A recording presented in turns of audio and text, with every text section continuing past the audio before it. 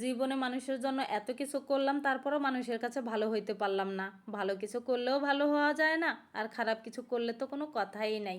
আসসালামু আলাইকুম, সবাই কেমন আছেন? আজকে আবার চলে আসলাম নতুন একটা ভিডিও নিয়ে। আশা করি পুরো ভিডিওটাই আপনাদের কাছে ভালো লাগবে। যাই হোক, কে কি বললো, এগুলাতে কোনো কান দেওয়া যাবে না। বাসায় মেহমান আসবে, রান্না বাড়াটা আগে শেষ করতে হবে। খালাতো ভাই বিকেলে ফোন দিছে, ওরা আমার বাসায় আসবে। আসতে আসতে নাকি রাত 12টা বাজবে। বাসায় তো কোনো গ্যাস নাই, কিভাবে রান্না করব ওইটা নিয়ে খুব টেনশনে পড়ে গেলাম। ভাবছিলাম রাইস কুকারে রান্না করব, পরে দেখি একটু গ্যাস আসছে। তো আমার রান্না করতে করতে প্রায় রাত 12টা, 12:30টার মতো বাজছে। বাসায় গ্যাস না থাকার কারণে দুপুরেও রান্না করতে পারি নাই। আমি তো ভাবছি এমনিই গ্যাস কমে গেছে, পরে আসবে। পুরো ঢাকা শহরে যে গ্যাস নাই এটা আর আমি বুঝতে পারি নাই। সন্ধ্যার সময় জিজ্ঞেস করছি দারোয়ানকে, উনি বললো যে 2-3 দিনও আসবে না। আমি তো খুব টেনশনে পড়ে গেলাম। আরও বিকালে খালাতো ভাই ফোন দিয়ে বলছে বাসায় আসবে। কি আর করব, ভাবছিলাম রাইস কুকারে খিচুড়ি রান্না করব, আর অনেক কষ্ট করে একটা চুলায়, নিভা চুলায় একটা ডিম ভাজি করব। পরে আর ভাবলাম যে না, একটু গ্যাস আসছে রাত্রে, চুলাতেই রান্না করি। পরে চুলাই বসাই দিলাম।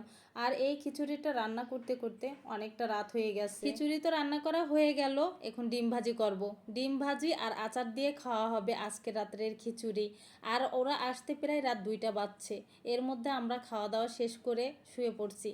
পরে ওরা আসার পরে দুই ভাইকে খেতে দিচ্ছি। আমি তো ভাবছি ওরা সকালে চলে যাবে, সকালে বলতেছে ওরা থাকবে। আমি তো আরও টেনশনে পড়ে গেলাম। পরে কি করব, আমি আমার জামাইকে বলতেছিলাম যে সবাইয়ের খাবার কিনে নিয়ে আসার কথা। তো আমরা বাসায় 4 জন, ওরা 2 জন, এত খাবার কি করে কিনে আনা সম্ভব? তাইলে তো অনেক টাকারও ব্যাপার আছে। তারপরে খাওয়াটাও এক টাইম, আবার সেই রাতে রান্না করতে হবে। এইটা চিন্তা করে চুলার যে স্ট্যান্ডটা আছে ওইটা নামিয়ে তারপর সরাসরি চুলার উপরে বসাই দিছি। আগুনের তাপেই শুধু রান্না হয়েছে। কিন্তু সেই দিন এত কষ্ট হয়েছে, সেই 8টা থেকে শুরু করছি, 4টা পর্যন্ত রান্না করছি। অনেকগুলো আইটেমই রান্না করছি। আমি যখন শুনলাম যে পুরো ঢাকা শহরে গ্যাস থাকবে না, ভাবলাম আগুনের তাপে যখন রান্নাটা হইতেছে তো তরকারিগুলো একটু বেশি করে রান্না করি। এর জন্য কয়েকটা তরকারি রান্না করছি। গরুর গোস্ত রান্না করা হয়ে গেল, ডাঁটা দিয়ে কাঁঠালের বিচি দিয়ে ভাজি করব। আর এই ডাঁটা আর কাঁঠালের বিচি মা বাড়ির থেকে পাঠাই দিয়েছে।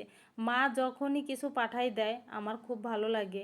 যতদিন মা বেঁচে আছে ততদিনই সব কিছু পাবো, এরপর আর পাবো না।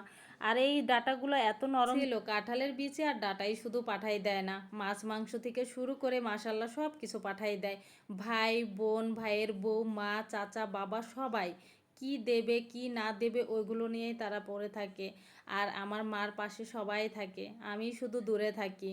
এর জন্য আমার জন্য বেশি চিন্তা করে। মাশাল্লাহ আমাকে আল্লাহ অনেক ভালো রাখছে। তারপরও গ্রামের থেকে মা কিছু দিলে আমার অনেকটা ভালো লাগে, কারণ গ্রামের জিনিস খুব মিস করি। ঢাকাতে তো অনেক কিছুই কিনে খাওয়া যায়, টাকা হলে ঢাকায় পাওয়া যায় না এমন কিছু নাই। তারপরও জানি কেন মা কিছু দিলে ভালো লাগে। আলহামদুলিল্লাহ, আল্লাহ আমাকে অনেক ভালো রাখছে। সবাই আমার জন্য দোয়া করবেন। আর আমি রান্না করতে করতে অনেক কথাই বলে ফেললাম। লাস্টে সেমাইটা রান্না করব, তাহলেই আমার রান্নাটা শেষ হয়ে যাবে। এখন আর ভিডিওটা বড় করব না। সবাই ভালো থাকবেন। আসসালামু আলাইকুম।